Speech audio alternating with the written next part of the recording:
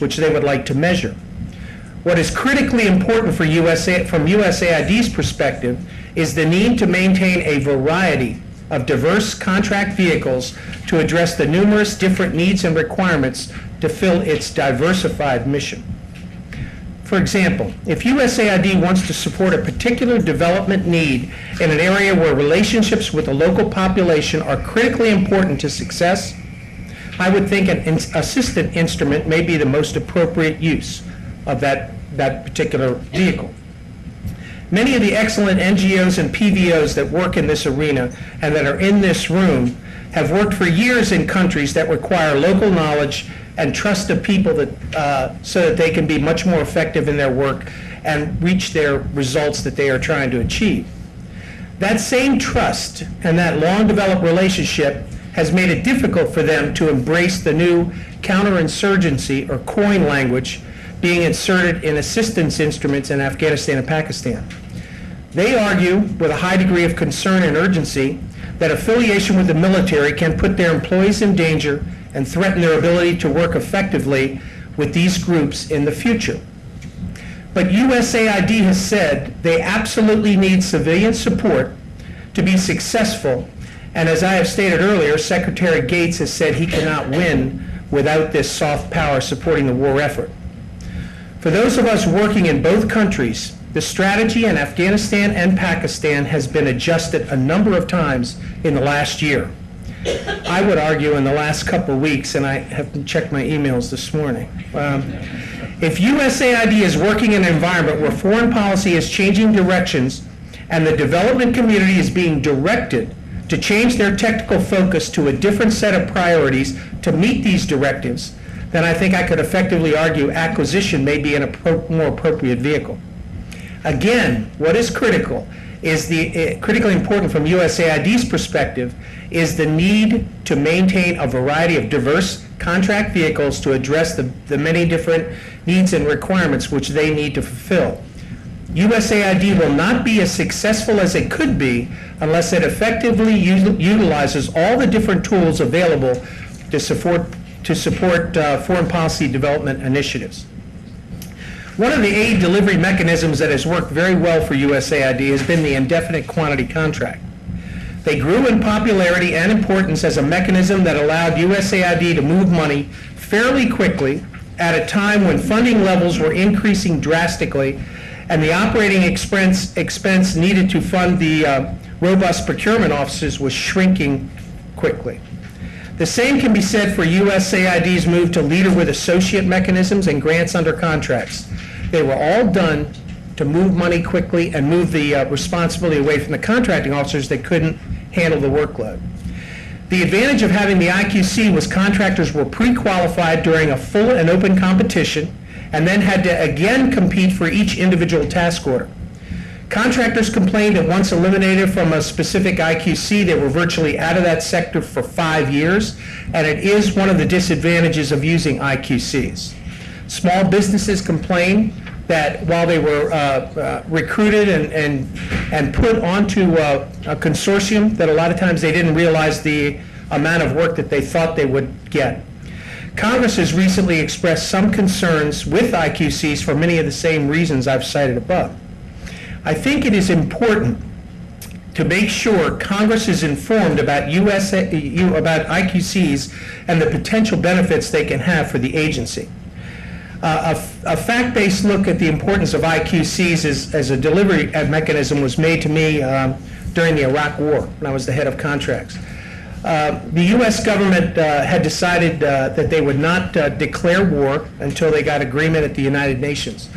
Colin Powell was going up to address the United Nations, and we literally knew we were going to war, but we could not do anything because the administration did not want to make it look like it was a foregone conclusion. AID was sitting in the starting blocks. We were just on a hold until we finally got approval to go. Congress appropriated $1.6 billion on the first supplemental. Everybody was around the table, state, DOD, USAID, Commerce, Ag, you name it. Well, at the end of the day, when the smoke cleared, USAID was the agency that moved $1.2 billion of the initial $1.6 billion. And the way we did it was we had IQCs on the shelf. If we had not had IQCs, I'm not sure USAID as an agency would still be around. You talk to Andrew Natsios, he thinks that was the one thing that really helped keep the agency going until the good news that has come up recently.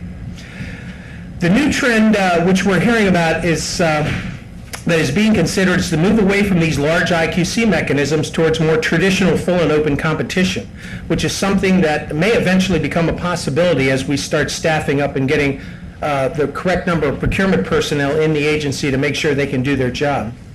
Full and open competition is embraced by the development contractor community, but it also can require longer lead times before obligations are fund and raise the cost of bidding on procurements. Also, full and open competition follows federal procurement regulations and, if not done correctly, can potentially lead to protests. Many contracting officers are fearful of protest and, as a result, may incorrectly select wrong instruments so they can avoid protest or shorten the time needed to obligate funds. Assistance is not done under FAR and can be awarded much faster and with much less risk. Many of my colleagues in the NGO and PVO community are always complaining to me that their cooperative agreements are being administered as if they are contracts. They are being directed and micromanaged by the COTRs on a daily basis. I have no idea whether this is true or not, but if so, it's possible the wrong delivery mechanism was selected for that particular requirement, or that junior officers are being asked to administer acquisition and assistance instruments that they're not yet trained to correctly oversee. All of us in this room would like to support President's bold development agenda and the administration's foreign policy objectives in Pakistan and Afghanistan. As a result, we want to make sure the administration sets goals and objectives that allow them to be successful and avoid criticism or scandal that can have severe negative effects in the future development assistance funding. We have all heard about the potential decision to terminate or at least to not to provide additional incremental funding to ongoing contracts and grants in Pakistan, and to provide general budget support or use host country contracting or move the funds to local NGOs. Certainly many of us in this room are familiar with these aid mechanisms and have experience working with them, and we also know they can work under the right condition. However, evidence-based decision-making can also show us where these mechanisms have been problematic in the past. Certainly in countries in conflict with high rates of corruption, passing large amounts of funding to governments without the appropriate contractual and financial systems in place can quickly lead to negative headlines and audit findings about foreign assistance money not being used to improve the lives of the most vulnerable and the needy, but to enrich the wealthy and the powerful. If this type of aid mechanism is being chosen for political reasons, then we would like to make sure that it is implemented after appropriate capacity development work on transparency and accountability is in place. Please rest assured it will not be Ambassador Holbrooke that will be blamed for large sums of unaccounted funds or inappropriate use of taxpayer dollars, but the administration for being so naive to go this way without proper conditions in place. The press will say they should have known that this problem was there and moving large sums of money too fast in that direction, and who was watching the store when this enlightened decision was made. And if history holds true, it'll probably be USAID that agreed to do this contracting approach that will receive the most blame. I believe, 3 minutes, man, I got so much to cover here. I believe we all need to be working to build local capacity and basically be trying to work ourselves out of a job with each solicitation that we submit to USAID. While it is not always possible in every sector and every